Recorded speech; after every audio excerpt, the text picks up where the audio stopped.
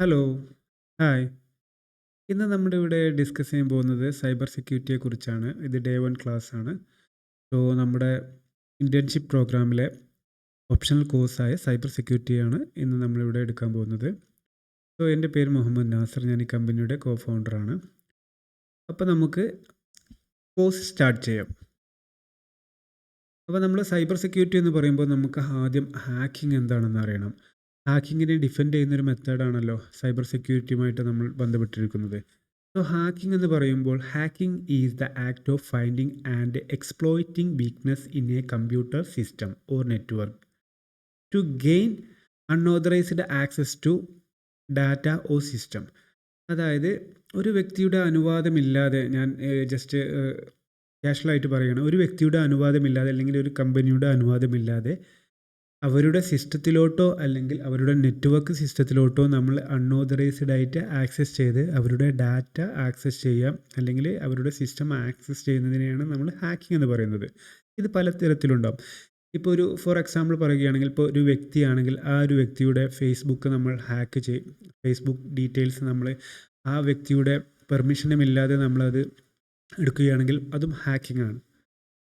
അതുപോലെ തന്നെ നമ്മൾ മറ്റു കമ്പനികളുടെ ഡീറ്റെയിൽസ് കട്ടെടുക്കുന്നു. അതുപോലെ തന്നെ മറ്റു വ്യക്തികളുടെ ഡീറ്റെയിൽസ് എടുക്കുന്നു. അതുപോലെ തന്നെ ഒരു വ്യക്തിയുടെ അനുവാദം കൂടാതെ അവരുടെ പാസ്വേഡ് യൂസ് ചെയ്തുകൊണ്ട് അവരുടെ ഡാറ്റ ഹാക്ക് ചെയ്യുന്നു. ഇതെല്ലാം ഹാക്കിങ്ങിൽ വരുന്നതാണ്. കോമൺ ആയിട്ട് പറഞ്ഞാൽ പെർമിഷൻ ഇല്ലാതെ, അതായത് അൺഓതറൈസ്ഡ് ആയിട്ടുള്ള ഒരു ആക്സസ് നമ്മൾ മറ്റു സിസ്റ്റത്തിൽ ചെയ്യുന്നതിനെയാണ് ഹാക്കിംഗ് എന്ന് പറയുന്നത്. So here are the different type of hackers. അതായത് ലോകത്ത് ഇന്ന് നിരവധി ടൈപ്പ് ഓഫ് ഹാക്കേഴ്സ് ഉണ്ട്. അപ്പോൾ അതിൽ പ്രധാനപ്പെട്ട ഒന്നാണ് white hat hackers. White hat hackers എന്ന് പറയുമ്പോൾ ethical hackers who find and fix security and vulnerability. ഇവരൊരു എത്തിക്കൽ ഹാക്കിംഗ് ആണ്. അതായത് അവരെന്ത് ചെയ്യും, അതായത് ഒരു സിസ്റ്റത്തിൻ്റെ സെക്യൂരിറ്റി വാൾനറബിലിറ്റി ചെക്ക് ചെയ്തിട്ട് അത് ഫിക്സ് ചെയ്യും.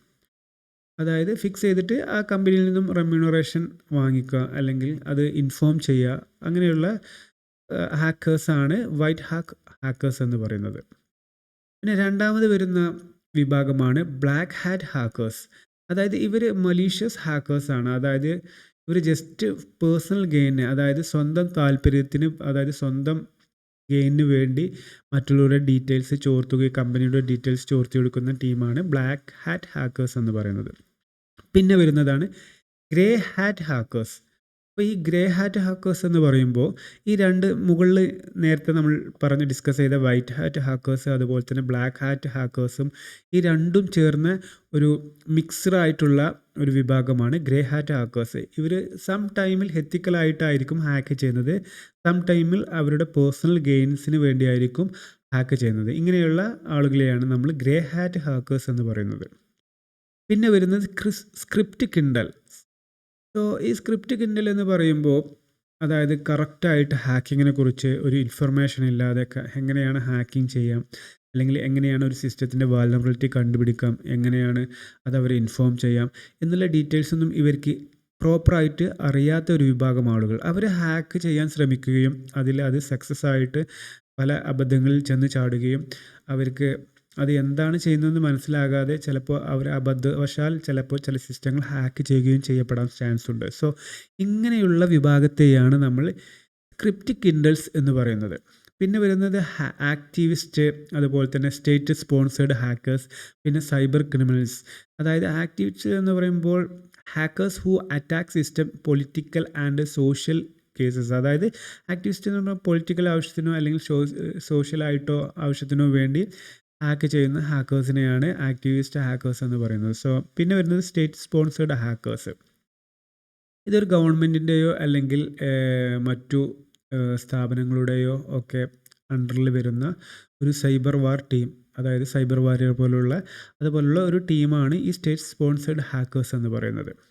പിന്നെ വരുന്നത് cyber criminals who engaged in illegal activity for financial gains. അതായത് സൈബർ ക്രിമിനൽസ് എന്ന് പറയുമ്പോൾ ഇപ്പോൾ നമുക്ക് നിരവധി ന്യൂസുകൾ കാണാം.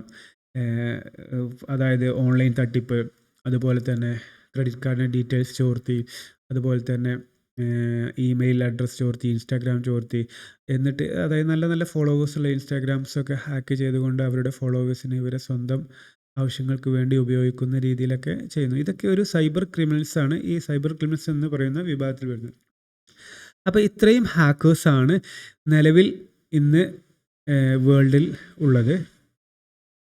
അപ്പോൾ ഇതാണ് ഇന്നത്തെ നമ്മുടെ ഫസ്റ്റ് സെക്ഷനായിട്ട് നമുക്ക് പറയാനുള്ളത്. അപ്പോൾ ഹാക്കിംഗ് എന്താണെന്നും അതുപോലെ തന്നെ എത്ര തരത്തിലുള്ള ഹാക്കേഴ്സ് ഉണ്ടെന്നും നമ്മൾ ഇതിലൂടെ മനസ്സിലാക്കി.